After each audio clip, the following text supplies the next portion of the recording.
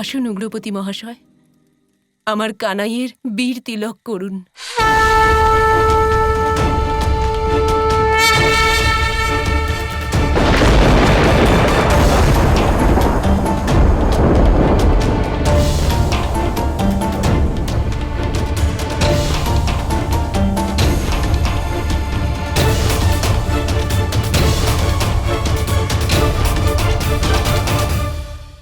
দাঁড়ান বাবা।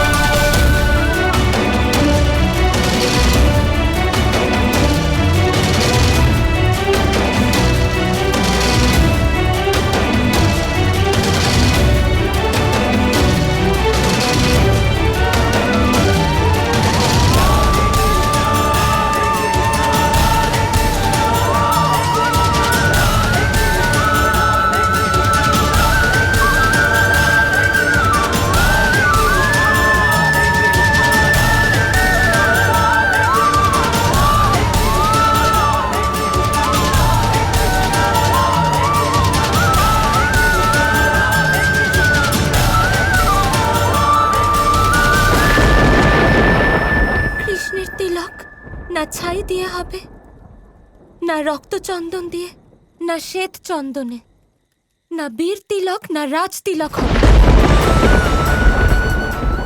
আমার কৃষ্ণের তিলক হবে শুধু প্রেম দিয়ে। তা রাধা করবে।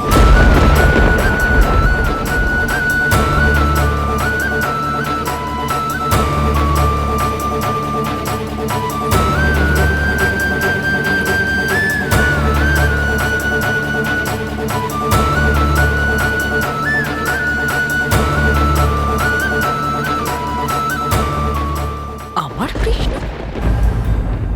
এই সমগ্র গ্রামবাসীর সামনে ওকে আমার কৃষ্ণ বলার আগে তোমার একটু লজ্জা করল না, তাই না রাধা? কতটা নির্লজ্জ তুমি! আজ এখানে এই মুহূর্তে গ্রামের সবাই বড় বয়স্ক আর বাচ্চা উপস্থিত রয়েছে। কৃষ্ণের মা বাবা, তোমার শ্বশুর, বর্ষণার মহাপুরোহিত, তোমার শাশুড়ি, এমনকি তোমার নিজের স্বামী পর্যন্ত উপস্থিত রয়েছে রাধা।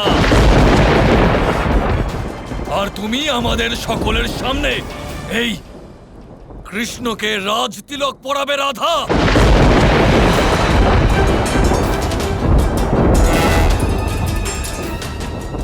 বলো রাধা, এমন কি সম্পর্ক তোমার ওই কৃষ্ণের সাথে যার জন্য তোমাকে ওর তিলক করার অনুমতি দেওয়া যায়?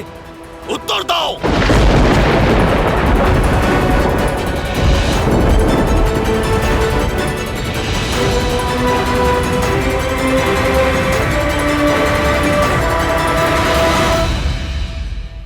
কি ভুল করেছি আমি? কৃষ্ণের সাথে আমার যা সম্পর্ক সেটা না তো আপনার, না তো আপনার যশোদামা, না তো আপনার আর না আপনাদের। এটা তুমি কি বলছো? এমন কি সম্পর্ক আছে তোমার কৃষ্ণের সাথে? আমার কৃষ্ণের সাথে প্রেমের সম্পর্ক আছে, প্রেমের সম্পর্ক আছে।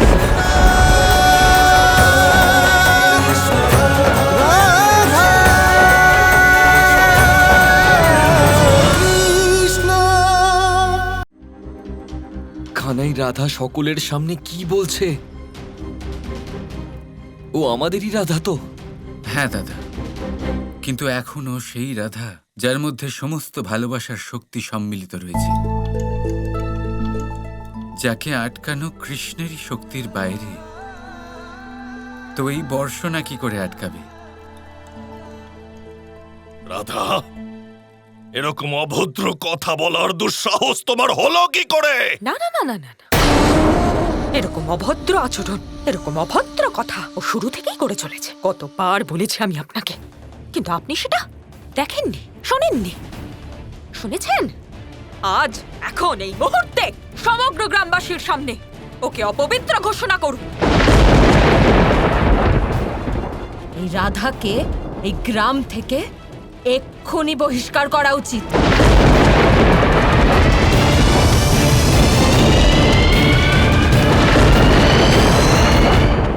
কি ভুল বলেছি আমি? আমি আর কৃষ্ণ বৃন্দাবন আর বর্ষণার এক মাটির ওপরে একসাথে খেলেছি, এক মাটির সাথে জড়িয়ে আছি। সেই মাটি আমাদের সমান ভালোবাসা দিয়েছে। একই গাছে জন্মানো ফল আমরা একসাথে খেয়েছি। সেই গাছ আমাদের ছায়া আর ভালোবাসা দিয়েছে। একই মায়ের হাতের তৈরি খাবার ওনার হাত থেকেই খেয়েছি।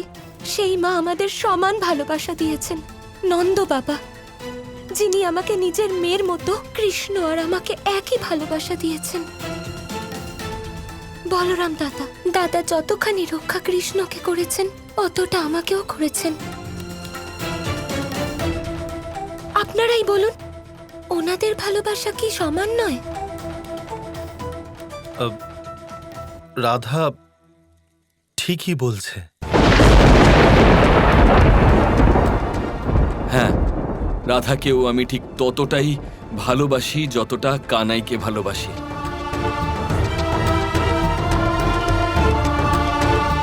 বাবা, আপনিও কর্মের ব্রাহ্মণ আর কৃষ্ণও তাই। আপনি আমায় মেয়ে ভেবে অনেক স্নেহ করেছেন, আর কৃষ্ণ সখী মনে করে।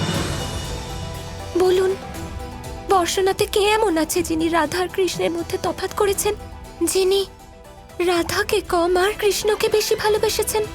আছে এরকম কেউ? না না না, এরকম তো কেউ নেই। সকলকে সমানভাবে ভালোবাসা সবাই। রাধা ঠিকই বলছে, ঠিক বলছে রাধা। রাধা ঠিকই বলছে। কৃষ্ণ, বলরাম, ওদের বাবা আর সবাই আমাকে খুব সরল মনে করেন। হয়তো আমি সত্যি এই জগতের সবকিছু বুঝি না, কিন্তু এটা বুঝতে পেরেছি যে রাধা আর কৃষ্ণ ভালোবাসার বন্ধনে আবদ্ধ। আর তাই রাধা এইমাত্র যা যা বলল সেই সব সত্যি। আর এই কারণে আমি, কৃষ্ণের মা, স্বয়ং রাধাকে এই অনুমতি দিচ্ছি যে ও আমার ছেলের তিলক করুক।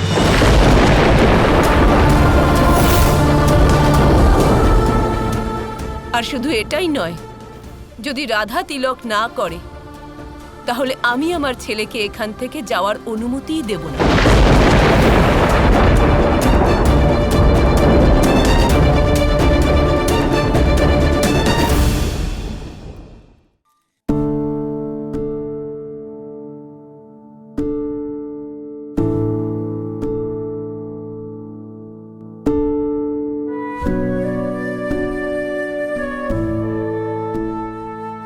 প্রথমবার যখন আমার তোমার সাথে দেখা হয়েছিল, তোমার সঙ্গে দেখা হয়ে যে অনন্ত ভালোবাসার অনুভূতি আমার হয়েছিল, আজ আবার সেই ভালোবাসার অনুভূতি হলো আমার রাধা। সেইভাবেই হাওয়া বইছে আর সেইভাবেই তোমার কেশ উড়ছে। তোমার এই প্রেমকে মোহ কেন আমি ভেবেছি,